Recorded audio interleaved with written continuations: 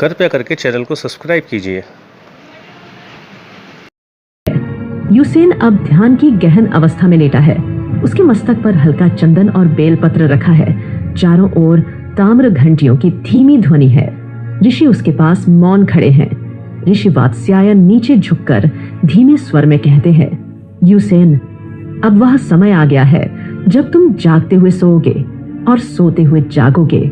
विष अब तुम्हारे बाहर नहीं, तुम्हारी भीतर छुपी हुई है, तुम्हारी स्मृतियों में, तुम्हारे अधूरे डर में, तुम्हारे अनकहे दुखों में। ऋषि वात्स्यायन अपनी कमंडल से गंगा जल की कुछ बूंदें यूसेन के मस्तक पर छिड़कते हैं। अचानक यूसेन की आंखें बंद हो जाती हैं और उसकी श्वास धीमी। उसे गहराई में डूबने का अनुभव होता है, जैसे उसकी आत्मा किसी गहरे कूप में उतर रही हो। अंधकार के बीच वह देखता है एक रथ जो आकाश में दौड़ रहा है। उसमें कोई बैठा है। उसका चेहरा धुंधला है, पर वह परिचित लगता है। फिर वह एक मंदिर देखता है। वहां जलता हुआ दीपक है और पीछे विषगंधा की छाया धीरे धीरे उस दीपक की लौ को निगल रही है। यूसेन स्वप्न में ही कहता है, ये कौन सा मंदिर है? ये रथ, ये चेहरा। ऋषि वात्स्यायन की वाणी बिना शरीर के स्वप्न के भीतर गूंजती है। यूसेन, यह तुम्हारे ही जन्मों की स्मृति है। विषगंधा ने केवल तुम्हें नहीं चुना, तुम उस श्राप के भागीदार हो जो कभी तुमसे ही उत्पन्न हुआ था।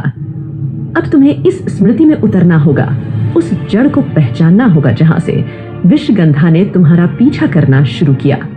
ऋषि वात्स्यायन यूसेन को एक विशेष ध्यान विधि सिखाते हैं, स्वप्न साक्षी योग। इस योग में साधक अपने स्वप्नों को बाहर से देख सकता है, जैसे कोई दर्शक हो। ऋषि वात्स्यायन सिखाते हुए कहते हैं, जब तुम सोओगे तो जागती दृष्टि के साथ सोना। तुम्हारा स्वप्न तुमसे बोलेगा, पर तुम उसे केवल सहन नहीं करेगा, तुम उसमें चलकर विषगंधा की छाया को टटोल पाएगा। और जब वह तुम्हारे भीतर आकर बोलेगी, तुम्हारी आत्मा कांपेगी नहीं, वह प्रश्न करेगी, उस पीड़ा से जिसका उत्तर आज तक किसी ने नहीं मांगा।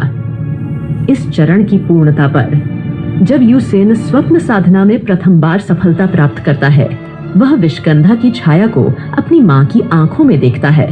और इस बार वह डरता नहीं, अपितु बोलता है, तुम कोई देवी नहीं, तू वह चुप्पी है जो वर्षों से भीतर जली है। अब तुझसे डर नहीं लगता। अब मैं तुझे पहचानता हूँ। तेरी स्मृति अब मेरी कैद नहीं, मेरी अग्नि बनेगी।